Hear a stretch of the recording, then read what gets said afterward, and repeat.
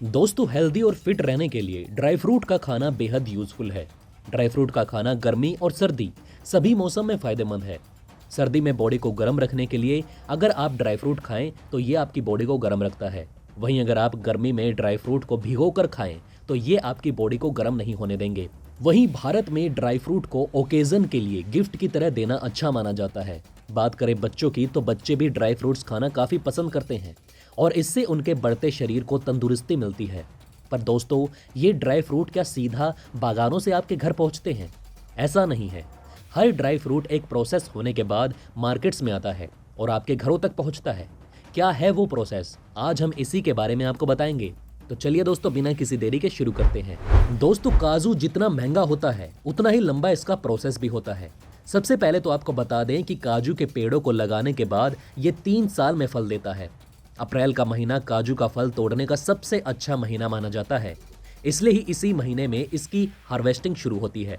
दोस्तों, जैसा कि आप देख सकते हैं, ये लाल रंग का फल काजू का फल है, लेकिन इसके नीचे लगी गिरी ही काजू है। अगर आप काजू के फल को ऐसे ही खाएंगे तो आपको बता दें कि ये बहुत जहरीला है, इसलिए आप इसे भूल कर भी ना खाएं। दोस्तों, आगे बढ़ते हैं। वर्कर्स फल में से काजू की गिरी को निकालते हैं और फिर इसे ट्रक में लोड करके फैक्ट्रियों में भेज देते हैं। यहाँ से काजू 7 स्टेज से होकर गुजरता है। सबसे पहला, सुखाना। दोस्तों, कच्चे काजू को 2 से 3 दिनों के लिए खुले यार्ड में धूप में सुखाया जाता है। एक समान सुखाने को कंफर्म करने के लिए नटों को रेगुलर बेस पर घुमाया जाता है। ये प्रक्रिया अखरोट से एक्स्ट्रा नमी को हटा देती है। दूसरा, भुनना। बाहरी कवच खाने लायक काजू गिरी को ढकता है। स्टीम रोस्टिंग के प्रोसेस से मिनिमम कोशिश करके इस खोल को हटाने में मदद मिलती है। करीब 20 मिनट तक भुनने वाले ड्रम में रखे कच्चे काजू के ऊपर भाप डाली जाती है। भुने हुए काजू को 2 दिन तक हवा में सुखाया जाता है। इसके बाद तीसरा प्रोसेस शुरू होता है, जो है सेलिंग। कच्चे काजू में एक अनोखे गुर्दे के आकार का होता है। इसके अलावा कच्चे काजू के बाहरी हिस्से को तोड़ना बहुत मुश्किल होता है। खोल में CNSL नामक एक लिक्विड होता है, जिसे ठीक से ना संभाला जाए तो ये बहुत खतरनाक हो सकता है। सेलिंग मशीन काजू के खोल और बिना पके काजू के दानों को अलग कर देती है। चौथा नंबर आता है हॉट चैम्बर का। दोस्तों, इसके बाद बिना पके हुए काजू की गुठली को खास तरीके से डिजाइन किए गए ओवन में भुना जाता है, जिसे 70 डिग्री सेल्सियस पर बनाए रखा जाता है ताकि त्वचा नाजुक और छिलने में आसान हो सके। इसके बाद 5वां प्रोसेस आता है छिलने का। काजू की गुठली से चिपके हुए टेस्टा, जिसे त्वचा कहते हैं, उसे कंप्रेस्ड हवा को कम करके और उन्हें ब्रश करके हटा दिया जाता है। इसके बाद छठा प्रोसेस है ग्रेडिंग का। काजू की गिरी को उनके आकार और रंग के अकॉर्डिंग 25 से ज्यादा ग्रेड में अलग किया जाता है। ये ग्रेड काजू export promotion counselling of India द्वारा सर्टिफाइड किया जाता है। इसके बाद 7वां प्रोसेस और अंतिम प्रोसेस है पैकिंग।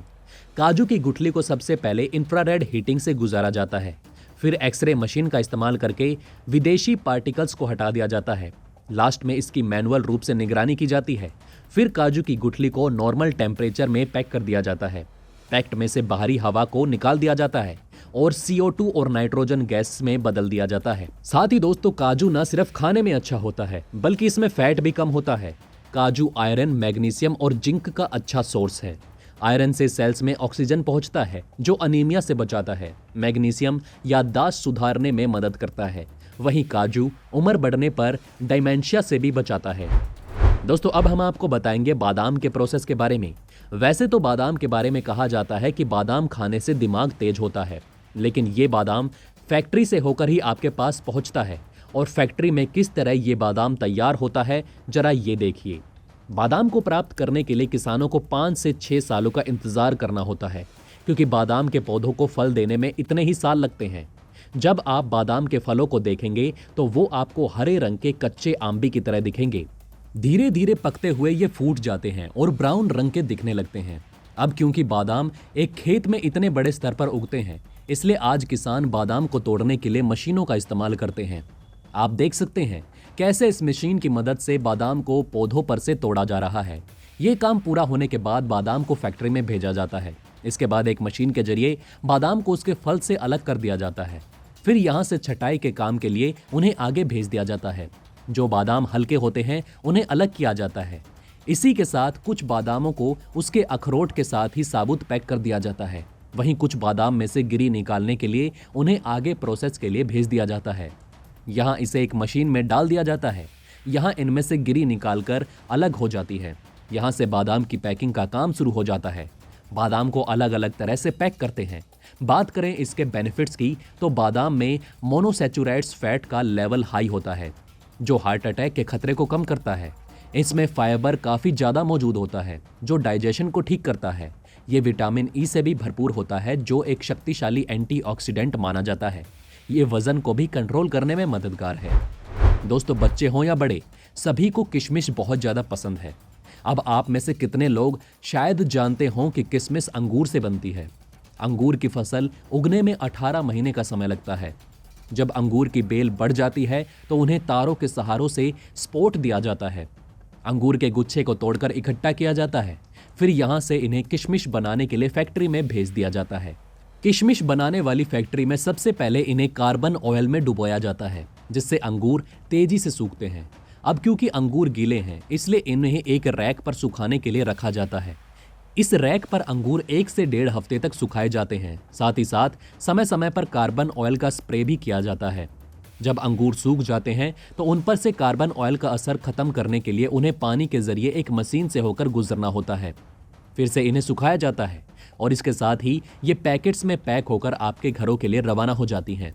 वहीं किशमिश बॉडी में खून की कमी को पूरा करते हैं, साथ ही हड्डियां मजबूत करती हैं। किशमिश में मौजूद ग्लूकोज और फ्रक्टोज हमारे शरीर को एनर्जेटिक बनाए रखने में मदद करते हैं।